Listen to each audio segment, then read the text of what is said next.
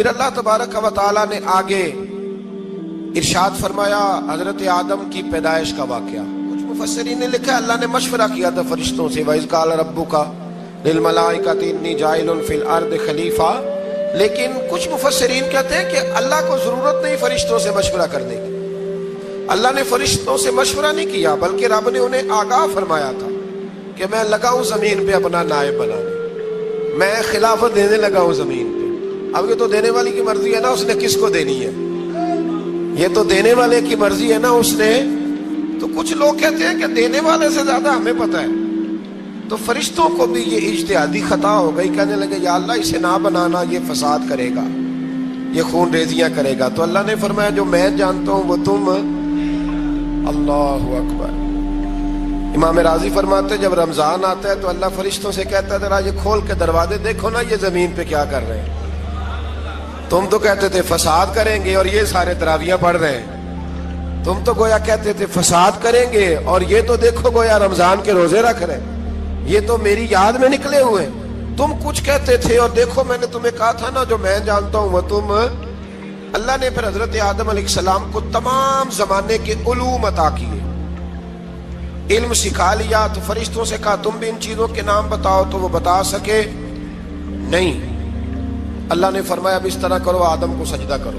سب نے سجدہ کیا سوائے وہ. کہنے لگا یا اللہ صرف تجھے ہی کرنا ہے. کرنا بھی صرف اللہ کو چاہیے پر رب کے آگے بھی جھکنا چاہیے, اور جس کے سامنے رب جھکائے نا وہاں بھی.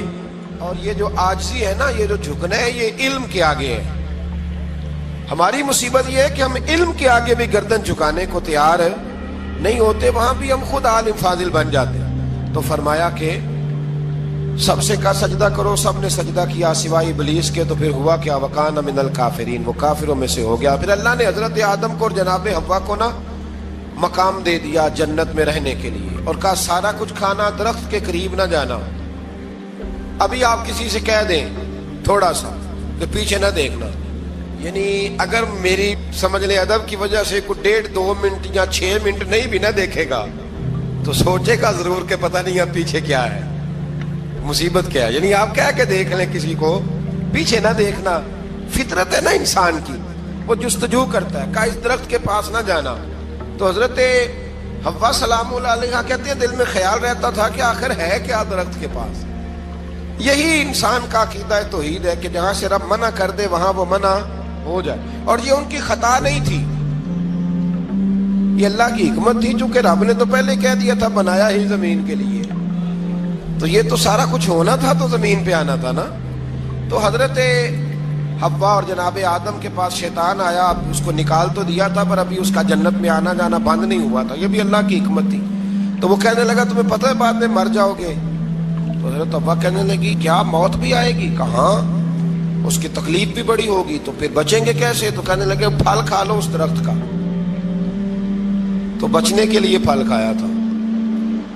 اس طرح لوگ آج بہت سارے کام بچنے کے لیے کرتے ہیں پر بچ سکتے, بچنے کے لیے پھل کھایا. تو اللہ نے فرمایا زمین پہ چلے جاؤ. تو حضرت آدم زمین پہ آئے, پھر کئی 100 سال روتے رہے. فَتَلَقَّى آدَمُ مِن رَبِّهِ کَلِمَاتٍ. تو پھر اللہ نے خود ہی جناب آدم کو کچھ کلمے سکھائے. علامہ اسماعیل حقی فرماتے ہیں وہ کلمے یہ تھے کہ حضرت آدم نے میرے نبی کا وسیلہ پیش کیا, اللہ کریم نے جناب آدم کی دعا کو مقبول فرما لیا. پھر آگے بنی اسرائیل کا ذکر آ جاتا ہے. اللہ تعالیٰ نے بنی اسرائیل, آج آپ اسی قوم کو یہودی کہتے ہیں, ان کو اللہ نے اس زمانے میں فضیلت عطا کی تھی بہت زیادہ. تو عرب کے اندر جب نبی پاک علیہ السلام نے اعلان نبوت کیا تو کچھ لوگوں نے یہ کہہ دیا کہ اگر یہ یہودی کلمہ پڑھ لیں گے تو ہم بھی پڑھ لیں گے. تو پھر اللہ نے انہیں یاد کرایا کہ تم اصل میں کیا ہو, تمہیں کلمہ پڑھنا چاہیے. تو اہل یہود کا تذکرہ کرتے کرتے رب کریم نے ایک بات یہ بھی ارشاد فرمائی کہ تم لوگوں کو تو کہتے رہے ہو کہ وہ نبی آنے والے ہیں, وہ نبی آنے والے ہیں, اور جب آ گئے ہیں تو ماننے کو تیار نہیں ہو. تو فرمایا تأمرون الناس بالبر وتنسون انفسکم وانتم تتلون الکتاب. لوگوں کو بھلائی کا حکم دیتے ہو اور اپنے آپ کو بھول جاتے ہو. افلا تعقلون, تمہیں عقل نہیں؟ پھر اللہ نے انہیں یہ بھی یاد کرایا کہ یاد کرو وہ زمانہ کہ کہ جب فرعون نے خواب دیکھ لیا تھا کہ کوئی بچہ اس کی سلطنت کو تباہ کرے گا تو پھر اس نے تمہارے بچوں کو ذبح کرانا شروع کیا اور تمہاری بیٹیوں کو چھوڑتا تھا.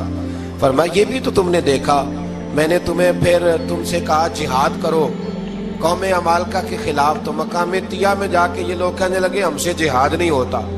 اللہ نے انہیں ایک میدان میں قید کر دیا. بڑی دلچسپ بات, قید تو لوگ ہوتے ہیں نا چار دیواری میں, تو اللہ نے بنی اسرائیل والوں کو جب انہوں نے کہا ہم جہاد نہیں کریں گے تو اللہ نے میدان میں قید کر دیا. میدان میں, یہ یاد رکھیں, جب انسان اللہ کی نافرمانی کرتا ہے تو اسے ایسی قید ملتی ہے جس کا اس نے تصور بھی نہیں کیا ہوتا.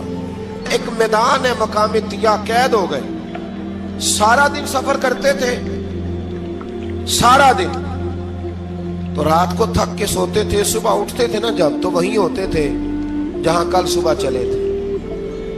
تو رب جب کسی کو قیدی بناتے ہیں تو اسے زنجیروں کی سلاخوں کی ضرورت ہے. دعا فرمائے اللہ تبارک و تعالی غموں سے نجات عطا فرمائے. یہ دعا فرمائے, ایسی قید دیتا ہے کہ جس سے پھر چھٹکارا ہو سکتا. تو بنی اسرائیل کا بہت زیادہ تذکرہ اس بارے میں اللہ تبارک و تعالی نے پھر بیان کیا اور پھر کہا کہ انہیں جو حکم دیا جاتا تھا یہ اس کی سرتابی کرتے تھے. پھر اللہ نے ان پر ذلت نازل کر دی اور یہ ہمیشہ اس کا شکار رہے. قوم سبت کا ذکر فرمایا اللہ نے. ہفتے والے دن کچھ لوگ نافرمانی کرتے تھے. ہمارے بھی ہیلے بہانے ہیں نا آج کل کاروبار میں. تو اسی سپارے کی آیت نمبر 65 کے اندر اللہ تعالیٰ نے حضرت داؤد کی قوم کا ذکر کیا کہ اللہ نے انہیں حکم دیا تھا کہ ہفتے والے دن مچھلیاں نہیں پکڑنی. تو وہ کہتے تھے چلو ہاتھ لگا کے نہیں پکڑنی, ہاتھ لگا کے. وہ ہمارے لوگ ہیلے بہانے تلاش کر لیتے ہیں نا. وہ بڑے جناب انشورنس والا آ گیا, اب وہ بینک والا آ گیا, وہ فلانے صاحب آ گئے, وہ تروڑ مروڑ کے کہانیاں باتیں, اور پھر ہمیں بھی رستے مل جاتے ہیں بچنے کے. مفتی صاحب نے کہہ دیا تھا, ایک مولانا سے میں نے ان کو کہا ہفتے والے دن مچھلیاں نہیں پکڑنے کا. نہیں پکڑتے, چھوٹے چھوٹے حوض بنا لیے. تو مچھلیاں زیادہ آتی تھی اس دن, یہ بھی اللہ کی قدرت تھی. نماز کے وقت گاہک زیادہ آتے ہیں, یہ اس کی قدرت ہوتی ہے. تو وہ مچھلیاں حوض میں جمع ہو جاتی. یوں سمجھ لیں کہ جال انہوں نے لگا لیے ہوئے تھے, تو جال میں وہ پھنستی رہتی تھی, حوضوں میں آتی رہتی تھی.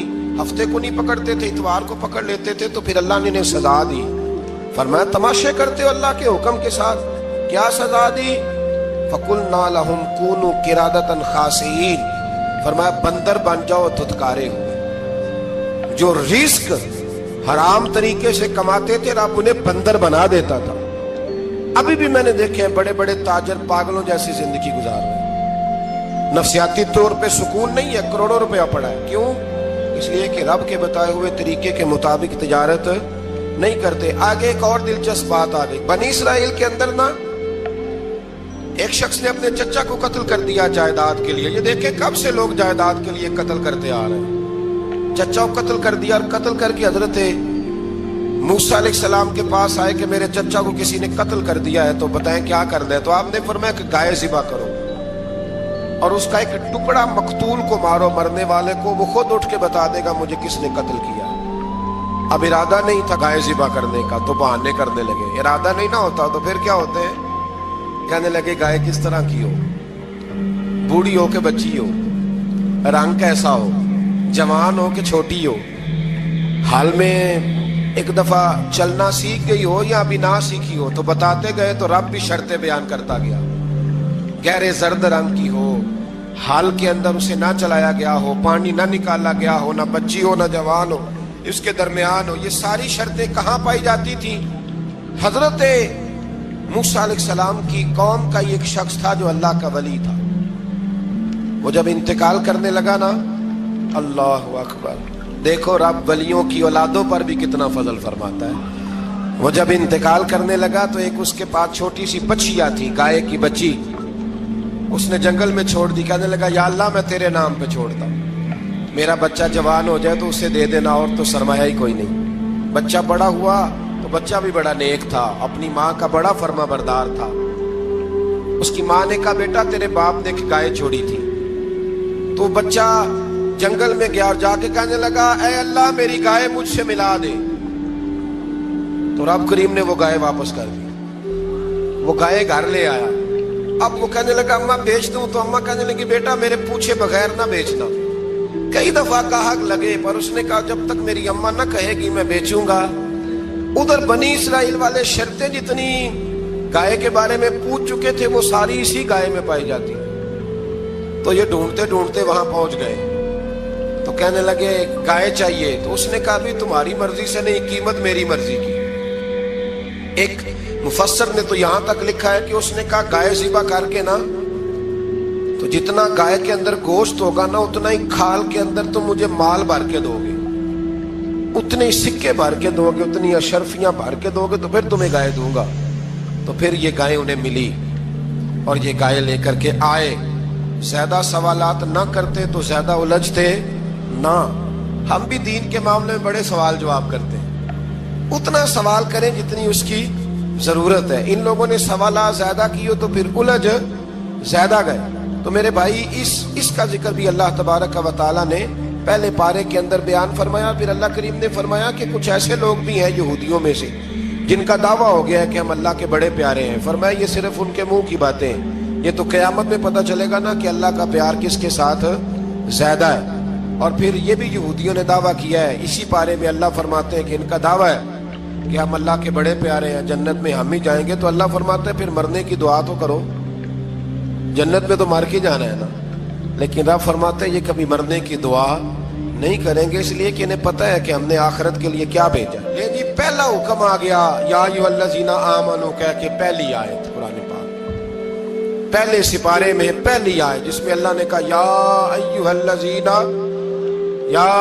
الذین آمنو. تو پہلا حکم آمنو کہہ کے آیت نمبر 104 میں جو اللہ نے حکم دیا ہے نا وہ نبی پاک کی تعظیم کا حکم ہے. پہلا حکم ہی اللہ نے حضور کی عزت اور ناموس کا ارشاد فرمایا. پہلا اس ترتیب کے لحاظ سے وہ ہوا یہ کہ جب نبی پاک کو بات ارشاد کرتے تو صحابہ کرام اٹھ کے عرض کرتے رائینا یا رسول اللہ, حضور سمجھ نہیں آئی ذرا رعایت کر دے. تو یہودیوں کی عبرانی زبان کے اندر نہ ذرا کھینچ کے پڑھتے تھے رائینا, تو اس کا معنی بنتا تھا معاذ اللہ اے ہمارے چرواہے. بکریاں چرانے والے کو بھی وہ رائینا کہتے تھے. تو جب صحابہ یہ کہنے لگے تو اللہ نے منع ہی کر دیا. فرمایا میرے محبوب کے غلاموں اس لفظ کے پیچھے چھپ کے, اس لفظ کے پیچھے چھپ کے لوگ میرے نبی کی بے ادبی کر جاتے ہیں. تو جس لفظ کا کوئی ایک معنی بے ادبی والا بنتا ہو وہ لفظ بھی میرے نبی کے لیے نہ کہو. لفظ وہ والے کہو جس میں کوئی بے ادبی کا معنی نکلے نہ. یہاں لوگوں نے بڑے بڑے لفظ نہیں بول دیے پھر کہتے میرا مطلب یہ تھا, میرا مطلب وہ تھا. تو تو نے وہ لفظ بولا کیوں جس کا کوئی غلط مطلب بھی نکل سکتا تھا. اللہ نے فرمایا یا ایھا الذین آمنوا لا تقولوا رائینا, اے ایمان والو رائینا کہو ہی نہ. تو یا اللہ کیا کہیں؟ فرمایا وقولوا انظرنا, تم کہو یا رسول اللہ ایک نظر فرمائیے. انداز دیکھیے انظرنا ایک نظر. تو ہمارے بزرگ تو پہلے ہی بڑے پیار والوں نے کہہ دیا یا رسول اللہ انظر حالنا. کہتے کہاں سے لاتے ہو جملے؟ میں نے کہا اللہ کی کتاب سے. یا رسول اللہ انظر حالنا یا حبیب اللہ اسمع قالا. تو تم کہو انظرنا محبوب نظر کرم کرے, واسمعوا. اور کیا ضرورت ہے دوبارہ پوچھنے کی؟ اللہ کہتا ہے پہلے ہی دھیان سے سنا کرو, پہلے ہی واسمعوا پہلے ہی احتیاط سے سنو. وللکافرین عذاب علیم, اور کافروں کے لیے دردناک عذاب ہے. لے جی اسی پارے میں اللہ تبارک و تعالیٰ نے پھر اہل یہود کا ذکر کیا. تو یہود کہنے لگے کہ ہم حضرت ابراہیم کے ماننے والے ہیں. تو اللہ کریم نے وہ بھی ذکر کیا کہ میں نے تو ابراہیم کو آزمایا ہے. وَإِذِ ابْتَلَىٰ إِبْرَاهِيمَ رَبُّهُ بِكَلِمَاتٍ فَأَتَمَّهُنَّ, ہم نے ابراہیم کو کچھ چیزوں سے آزمایا ہے, وہ ہماری آزمائش پہ پورے اترے. قَالَ إِنِّي جَاعِلُكَ لِلنَّاسِ إِمَامًا, تو پھر ہم نے انہیں کہا کہ ہم آپ کو پوری دنیا کا امام بنائیں گے. وہ آزمائش کیا تھی؟ آگ میں جانا بھی آزمائش, بیٹے کا نہ ہونا بھی آزمائش. بیٹا ہوا تو پھر اسے وادی غیر ذی زرع ان میں چھوڑ کے آنا بھی آزمائش. بڑا ہوا تو پھر ذبح کرنا بھی آزمائش. فرمایا جہاں جہاں آزمایا ہے نا ابراہیم ہماری آزمائش میں پورے اترے. فرمایا تم مفت میں حضرت ابراہیم کی اولاد بنتے ہو اور ان کا نام لیتے ہو اور ان کے ساتھ اپنا تعلق بناتے ہو, دیکھو تو صحیح وہ کتنی آزمائشوں سے گزرے. تو اس کا بھی اللہ نے اسی میں ذکر فرمایا. اور پھر وہ بات کرتے تھے حضرت याकूब की और हजरत इसहाक की, तो फरमाया वो तो हमारे इतने खास बंदे थे कि विसाल के वक्त भी उन्होंने अपनी औलादों को नसीहत फरमाई थी कि अल्लाह की तौहीद पे कायम रहना। उसका जिक्र भी अल्लाह ने इसी पारे में बयान फरमाया। और जो हजरत इब्राहीम और जनाब इस्माइल ने काबा तामीर किया तो उसका जिक्र भी अल्लाह ताला ने इसी पारे में फरमाया। फरमाया जब वो काबा बना रहे थे तो कह रहे थे रब्बना तकब्बल मिन्ना, कह रहे थे अल्लाह बना हमने दिया है पर मेहरबानी फरमा हमसे कबूल फरमा ले। तो जो आया करीमा आखिर में अर्ज करना चाहता हूँ उस पर भी थोड़ी तवज्जो फरमाएंगे तो बात बड़ी निखर के बाहर आएगी। ये 16वें रुकू के अंदर अल्लाह ने फिर यहूद का और ईसाइयत का जिक्र फरमाया। तो अल्लाह करीम ने एक बात इरशाद फरमाई, यहूदियों के यहाँ जब कोई बच्चा पैदा होता था पीले रंग के साथ उसको रंगते थे, या कोई खास रंग था उनका, बच्चा पैदा होता तो उस पर वो रंग चढ़ाते कि ये जी हमारे मजहब का रंग है। हमारे यहाँ भी रस्में है ना अपनी अपनी, माज़अल्लाह अपनी अपनी नहीं होनी चाहिए, अल्लाह रसूल का हुक्म होना चाहिए। तो यहूदियों के यहाँ बच्चा पैदा होता तो एक खास रंग चढ़ाते, ईसाइयों के यहाँ पैदा होता तो वो भी एक खास रंग चढ़ाते। तो मुसलमानों के यहाँ बच्चे पैदा हुए तो उन्होंने भी तवज्जो की कि ये क्या हो रहा है। तो रब करीम ने फरमाया सिबगत अल्लाह, रंग अल्लाह का ही है। वमन अहसनु मिनल्लाहि सिबगा, और फरमाया अल्लाह के रंग से ज्यादा खूबसूरत किसका रंग हो सकता है। अल्लाह का रंग क्या है, ला इलाहा इल्लल्लाहु मुहम्मदुर रसूलुल्लाह सल्लल्लाहु अलैहि। फरमाया नीले पीले काले रंग ना चढ़ाओ, अपने जहन पर तौहीद और रिसालत का रंग चढ़ाओ, ये सबसे बेहतरीन रंग है। अगर तुम्हारे जहनों पर रब रसूल की तौहीद का रंग चढ़ गया तो ये वो वाला रंग है, फिर तुम्हें किसी और रंग की तरफ जाने की जरूरत नहीं पड़ेगी। तो फरमाया रंग वो पैदा करो जो तौहीद का है, रिसालत का है, उस रंग की तवज्जो करो। कुरान मजीद के इस पारे में अल्लाह करीम ने मुख्तलिफ बातें बयान करके आखिरी रुकू में ये जो रंग का जिक्र फरमाया ना, तो ये लगता है पूरे पारे का खुलासा है कि रब करीम ने फरमाया असल बात यह है कि तुम्हारी सोचों पे रब रसूल की तौहीद और रिसालत का रंग होना चाहिए। हर वक्त बच्चा पैदा हो, कोई दुनिया से जाए तो रंग किसका होना चाहिए, अल्लाह रसूल के दीन का। अल्लाह ताला हमें समझने की तौफीक अता फरमाए। आखिर दावाया अनिल हम्दुलिल्लाह।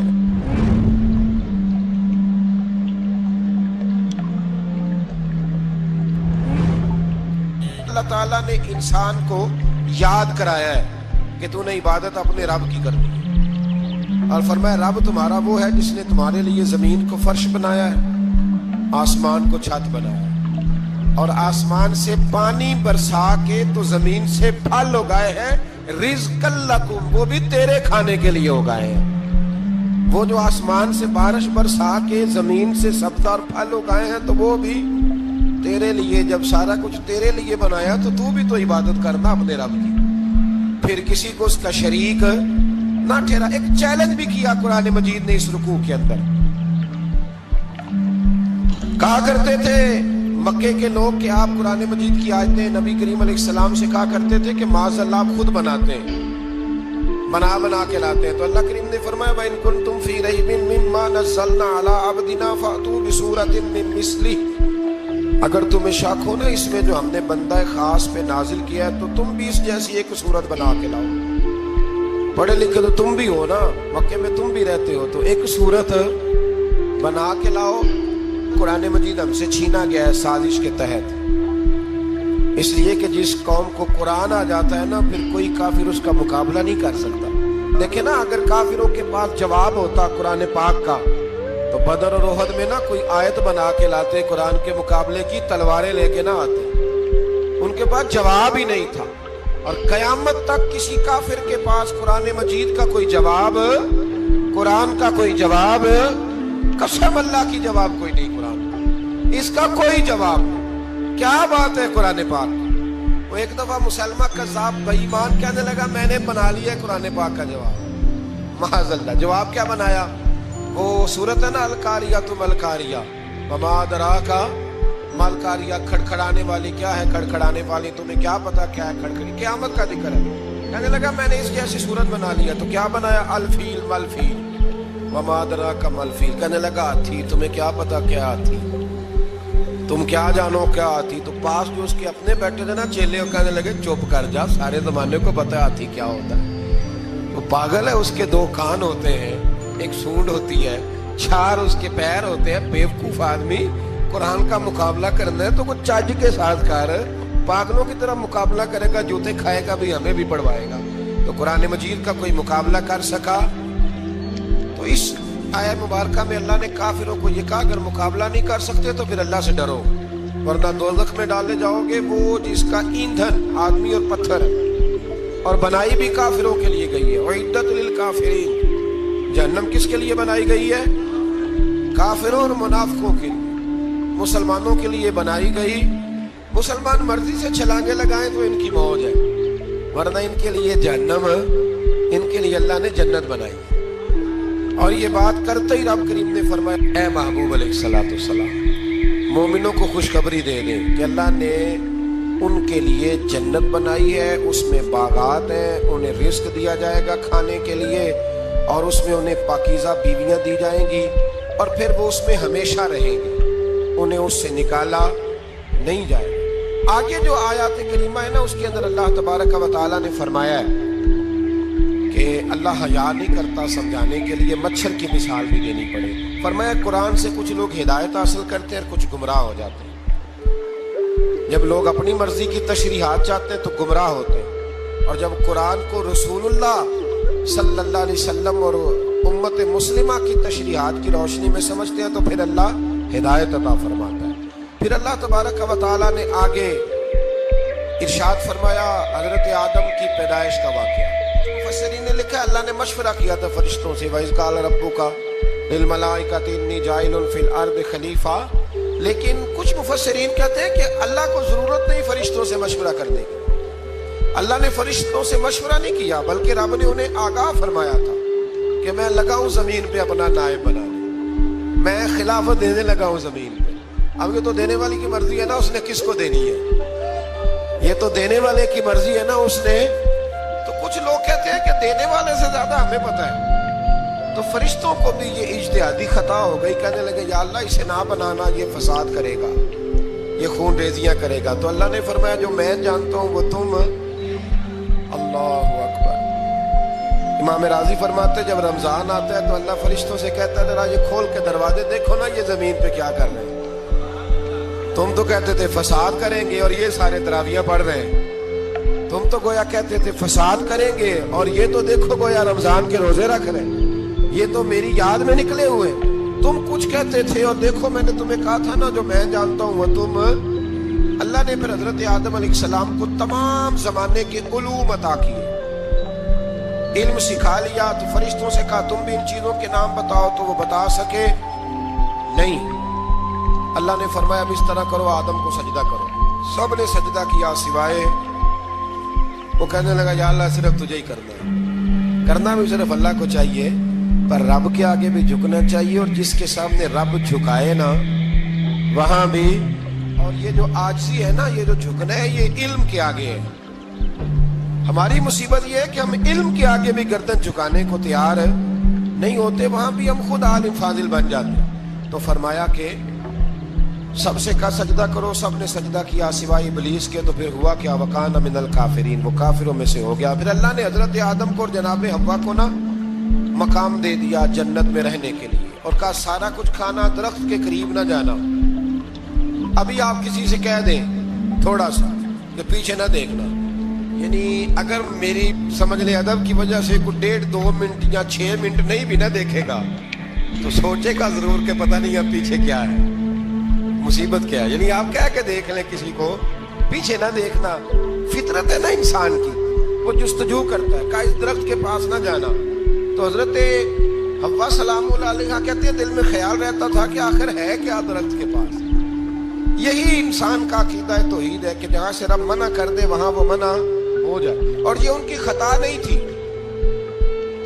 یہ اللہ کی حکمت تھی، چونکہ رب نے تو پہلے کہہ دیا تھا بنایا ہی زمین کے لیے، تو یہ تو سارا کچھ ہونا تھا تو زمین پہ آنا تھا نا۔ تو حضرت حوا اور جناب آدم کے پاس شیطان آیا، اب اس کو نکال تو دیا تھا پر ابھی اس کا جنت میں آنا جانا بند نہیں ہوا تھا، یہ بھی اللہ کی حکمت تھی۔ تو وہ کہنے لگا تمہیں پتہ ہے بعد میں مر جاؤ گے؟ حضرت تو وہ کہنے لگی کیا موت بھی آئے گی؟ کہاں، اس کی تکلیف بھی بڑی ہوگی، تو پھر بچیں گے کیسے؟ تو کہنے لگے پھل کھا لو اس درخت کا۔ تو بچنے کے لیے پھل کھایا تھا۔ جس طرح لوگ آج بہت سارے کام بچنے کے لیے کرتے ہیں پر بچ سکتے، بچنے کے لیے پھل کھایا تو اللہ نے فرمایا زمین پہ چلے جاؤ۔ تو حضرت آدم زمین پہ آئے، پھر کئی 100 سال روتے رہے۔ فَتَلَقَّى آدَمُ مِن رَبِّهِ کَلِمَاتٍ، تو پھر اللہ نے خود ہی جناب آدم کو کچھ کلمے سکھائے۔ علامہ اسماعیل حقی فرماتے ہیں وہ کلمے یہ تھے کہ حضرت آدم نے میرے نبی کا وسیلہ پیش کیا، اللہ کریم نے جناب آدم کی دعا کو مقبول فرما لیا۔ پھر آگے بنی اسرائیل کا ذکر آ جاتا ہے۔ اللہ تعالیٰ نے بنی اسرائیل، آج آپ اسی قوم کو یہودی کہتے ہیں، ان کو اللہ نے اس زمانے میں فضیلت عطا کی تھی بہت زیادہ۔ تو عرب کے اندر جب نبی پاک علیہ السلام نے اعلان نبوت کیا تو کچھ لوگوں نے یہ کہہ دیا کہ اگر یہ یہودی کلمہ پڑھ لیں گے تو ہم بھی پڑھ لیں گے۔ تو پھر اللہ نے انہیں یاد کرایا کہ تم اصل میں کیا ہو، تمہیں کلمہ پڑھنا چاہیے۔ تو اہل یہود کا تذکرہ کرتے کرتے رب کریم نے ایک بات یہ بھی ارشاد فرمائی کہ تم لوگوں کو تو کہتے رہے ہو کہ وہ نبی آنے والے ہیں، وہ نبی آنے والے ہیں، اور جب آ گئے ہیں تو ماننے کو تیار نہیں ہو۔ تو فرمایا تأمرون الناس بالبر وتنسون انفسکم وانتم تتلون الکتاب، لوگوں کو بھلائی کا حکم دیتے ہو اور اپنے آپ کو بھول جاتے ہو۔ افلا تعقلون، تمہیں عقل نہیں؟ پھر اللہ نے انہیں یہ بھی یاد کرایا کہ یاد کرو وہ زمانہ کہ جب فرعون نے خواب دیکھ لیا تھا کہ کوئی بچہ اس کی سلطنت کو تباہ کرے گا، تو پھر اس نے تمہارے بچوں کو ذبح کرانا شروع کیا اور تمہاری بیٹیوں کو چھوڑتا تھا۔ فرمایا یہ بھی تو تم نے دیکھا، میں نے تمہیں پھر تم سے کہا جہاد کرو قوم عمالقہ کے خلاف، تو مقام طیہ میں جا کے یہ لوگ کہنے لگے ہم سے جہاد نہیں ہوتا۔ اللہ نے انہیں ایک میدان میں قید کر دیا۔ بڑی دلچسپ بات، قید تو لوگ ہوتے ہیں نا چار دیواری میں، تو اللہ نے بنی اسرائیل والوں کو جب انہوں نے کہا ہم جہاد نہیں کریں گے تو اللہ نے میدان میں قید کر دیا۔ میدان میں، یہ یاد رکھیں، جب انسان اللہ کی نافرمانی کرتا ہے تو اسے ایسی قید ملتی ہے جس کا اس نے تصور بھی نہیں کیا ہوتا۔ ایک میدان ہے مقام طیہ، قید ہو گئے، سارا دن سفر کرتے تھے، سارا دن، تو رات کو تھک کے سوتے تھے، صبح اٹھتے تھے نا جب، تو وہیں ہوتے تھے جہاں کل صبح چلے تھے۔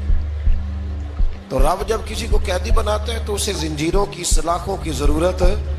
دعا فرمائیں اللہ تبارک و تعالی غموں سے نجات عطا فرمائے، یہ دعا فرمائیں۔ ایسی قید دیتا ہے کہ جس سے پھر چھٹکارا ہو سکتا۔ تو بنی اسرائیل کا بہت زیادہ تذکرہ اس بارے میں اللہ تبارک و تعالی نے پھر بیان کیا، اور پھر کہا کہ انہیں جو حکم دیا جاتا تھا یہ اس کی سرتابی کرتے تھے، پھر اللہ نے ان پر ذلت نازل کر دی اور یہ ہمیشہ اس کا شکار رہے۔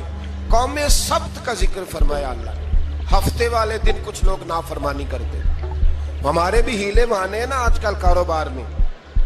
تو اسی سپارے کی آیت نمبر 65 کے اندر اللہ تعالیٰ نے حضرت داؤد کی قوم کا ذکر کیا کہ اللہ نے انہیں حکم دیا تھا کہ ہفتے والے دن مچھلیاں نہیں پکڑنی، تو وہ کہتے تھے چلو ہاتھ لگا کے نہیں پکڑنی، ہاتھ لگا کے۔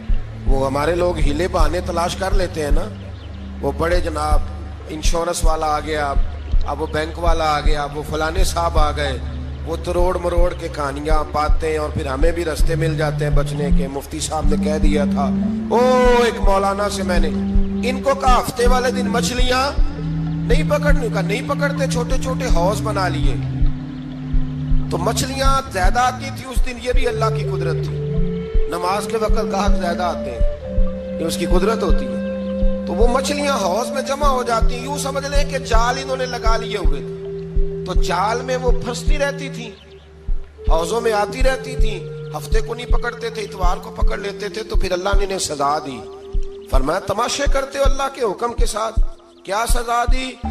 فَقُلْنَا لَهُمْ كُونُوا قِرَادَةً خَاسِئِينَ، فرمایا بندر بن جاؤ دھتکارے ہوئے۔ جو رزق حرام طریقے سے کماتے تھے رب انہیں بندر بنا دیتا تھا۔ ابھی بھی میں نے دیکھے ہیں بڑے بڑے تاجر پاگلوں جیسی زندگی گزار رہے ہیں، نفسیاتی طور پہ سکون نہیں ہے، کروڑوں روپیہ پڑا ہے۔ کیوں؟ اس لیے کہ رب کے بتائے ہوئے طریقے کے مطابق تجارت نہیں کرتے۔ آگے ایک اور دلچسپ بات آ گئی، بنی اسرائیل کے اندر نا ایک شخص نے اپنے چچا کو قتل کر دیا جائیداد کے لیے۔ یہ دیکھیں کب سے لوگ جائیداد کے لیے قتل کرتے آ رہے ہیں۔ چچا کو قتل کر دیا، اور قتل کر کے حضرت موسیٰ علیہ السلام کے پاس آئے کہ میرے چچا کو کسی نے قتل کر دیا ہے تو بتائیں کیا کرنا ہے. تو آپ نے فرمایا کہ گائے ذبح کرو اور اس کا ایک ٹکڑا مقتول کو مارو, مرنے والے کو, وہ خود اٹھ کے بتا دے گا مجھے کس نے قتل کیا. اب ارادہ نہیں تھا گائے ذبح کرنے کا تو بہانے کرنے لگے. ارادہ نہیں نہ ہوتا تو پھر کیا ہوتے ہیں, کہنے لگے گائے کس طرح کی ہو, بوڑھی ہو کہ بچی ہو, رنگ کیسا ہو, جوان ہو کہ چھوٹی ہو, حال میں ایک دفعہ چلنا سیکھ گئی ہو یا ابھی نہ سیکھی ہو. تو بتاتے گئے تو رب بھی شرطیں بیان کرتا گیا. گہرے زرد رنگ کی ہو, حال کے اندر اسے نہ چلایا گیا ہو, پانی نہ نکالا گیا ہو, نہ بچی ہو نہ جوان ہو, اس کے درمیان ہو. یہ ساری شرطیں کہاں پائی جاتی تھی؟ حضرت موسیٰ علیہ السلام کی قوم کا ایک شخص تھا جو اللہ کا ولی تھا. وہ جب انتقال کرنے لگا نا, اللہ اکبر, دیکھو رب ولیوں کی اولادوں پر بھی کتنا فضل فرماتا ہے. وہ جب انتقال کرنے لگا تو ایک اس کے پاس چھوٹی سی بچیا تھی, گائے کی بچی, اس نے جنگل میں چھوڑ دی. کہنے لگا یا اللہ میں تیرے نام پہ چھوڑتا ہوں, میرا بچہ جوان ہو جائے تو اسے دے دینا, اور تو سرمایہ ہی کوئی نہیں. بچہ بڑا ہوا تو بچہ بھی بڑا نیک تھا, اپنی ماں کا بڑا فرما بردار تھا. اس کی ماں نے کہا بیٹا تیرے باپ نے ایک گائے چھوڑی تھی. تو بچہ جنگل میں گیا اور جا کے کہنے لگا اے اللہ میری گائے مجھ سے ملا دے. تو رب کریم نے وہ گائے واپس کر دی. وہ گائے گھر لے آیا. اب وہ کہنے لگا اماں بیچ دوں, تو اماں کہنے لگی بیٹا میرے پوچھے بغیر نہ بیچنا. کئی دفعہ کہا لگے پر اس نے کہا جب تک میری اماں نہ کہے گی میں بیچوں گا. ادھر بنی اسرائیل والے شرطیں جتنی گائے کے بارے میں پوچھ چکے تھے وہ ساری اسی گائے میں پائی جاتی. تو یہ ڈھونڈتے ڈھونڈتے وہاں پہنچ گئے تو کہنے لگے گائے چاہیے. تو اس نے کہا بھی تمہاری مرضی سے نہیں, قیمت میری مرضی کی.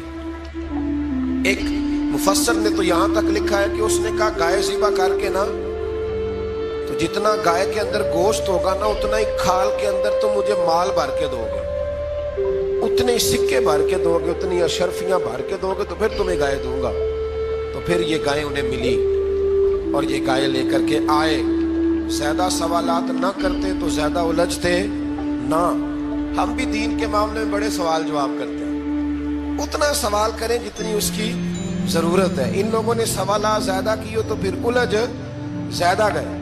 تو میرے بھائی اس کا ذکر بھی اللہ تبارک و تعالیٰ نے پہلے پارے کے اندر بیان فرمایا. پھر اللہ کریم نے فرمایا کہ کچھ ایسے لوگ بھی ہیں یہودیوں میں سے جن کا دعویٰ ہو گیا ہے کہ ہم اللہ کے بڑے پیارے ہیں. فرمایا یہ صرف ان کے منہ کی باتیں ہیں, یہ تو قیامت میں پتہ چلے گا نا کہ اللہ کا پیار کس کے ساتھ زیادہ ہے. اور پھر یہ بھی یہودیوں نے دعویٰ کیا ہے. اسی پارے میں اللہ فرماتے ہیں کہ ان کا دعویٰ ہے کہ ہم اللہ کے بڑے پیارے ہیں, جنت میں ہم ہی جائیں گے. تو اللہ فرماتے ہیں پھر مرنے کی دعا تو کرو, جنت میں تو مر کے جانا ہے نا. لیکن رب فرماتے ہیں یہ کبھی مرنے کی دعا نہیں کریں گے, اس لیے کہ انہیں پتہ ہے کہ ہم نے آخرت کے لیے کیا بھیجا. جی پہلا حکم آ گیا یا ایھا الذین آمنوا کہہ کے پہلی آیت قرآن پاک, پہلے سپارے میں پہلی آیت جس میں اللہ نے کہا یا ایھا الذین آمنوا. تو پہلا حکم آمنو کہہ کے آیت نمبر 104 میں جو اللہ نے حکم دیا ہے نا وہ نبی پاک کی تعظیم کا حکم ہے. پہلا حکم ہی اللہ نے حضور کی عزت اور ناموس کا ارشاد فرمایا. پہلا اس ترتیب کے لحاظ سے وہ ہوا یہ کہ جب نبی پاک کو بات ارشاد کرتے تو صحابہ کرام اٹھ کے عرض کرتے رائینا یا رسول اللہ, حضور سمجھ نہیں آئی ذرا رعایت کر دیں. تو یہودیوں کی عبرانی زبان کے اندر ذرا کھینچ کے پڑھتے تھے رائینا, تو اس کا معنی بنتا تھا معاذ اللہ اے ہمارے چرواہے. بکریاں چرانے والے کو بھی وہ رائینا کہتے تھے. تو جب صحابہ یہ کہنے لگے تو اللہ نے منع ہی کر دیا.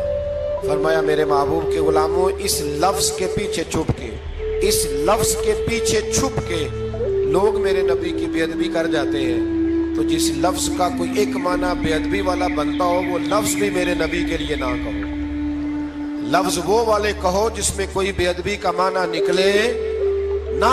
یہاں لوگوں نے بڑے بڑے لفظ نہیں بول دیے پھر کہتے میرا مطلب یہ تھا میرا مطلب وہ تھا. تو تو نے وہ لفظ بولا کیوں جس کا کوئی غلط مطلب بھی نکل سکتا تھا. اللہ نے فرمایا یا ایھا الذین آمنوا لا تقولوا رائینا, اے ایمان والو رائینا کہو ہی نہ. تو یا اللہ کیا کہیں؟ فرمایا وقولوا انظرنا, تم کہو یا رسول اللہ ایک نظر فرمائیے. انداز دیکھیے انظرنا ایک نظر. تو ہمارے بزرگ تو پہلے ہی بڑے پیار والوں نے کہہ دیا یا رسول اللہ انظر حالنا, کہتے ہیں کہاں سے لاتے ہو جملے؟ میں نے کہا اللہ کی کتاب سے. یا رسول اللہ انظر حالنا، یا حبیب اللہ اسما قالنا. تو تم کہو انظرنا، محبوب نظر کرم کرے، واسمعوا، اور کیا ضرورت ہے دوبارہ پوچھنے کی؟ اللہ کہتا ہے پہلے ہی دھیان سے سنا کرو، پہلے ہی واسمعوا، پہلے ہی احتیاط سے سنو. وللکافرین عذاب الیم، اور کافروں کے لیے دردناک عذاب ہے. لیکن اسی بارے میں اللہ تبارک و تعالیٰ نے پھر اہل یہود کا ذکر کیا. تو یہود کہنے لگے کہ ہم حضرت ابراہیم کے ماننے والے ہیں. تو اللہ کریم نے وہ بھی ذکر کیا کہ میں نے تو ابراہیم کو آزمایا ہے. وَإِذِ ابْتَلَىٰ إِبْرَاهِيمَ رَبُّهُ بِكَلِمَاتٍ فَأَتَمَّهُنَّ، ہم نے ابراہیم کو کچھ چیزوں سے آزمایا ہے، وہ ہماری آزمائش پہ پورے اترے. قَالَ إِنِّي جَاعِلُكَ لِلنَّاسِ إِمَامًا، تو پھر ہم نے انہیں کہا کہ ہم آپ کو پوری دنیا کا امام بنائیں.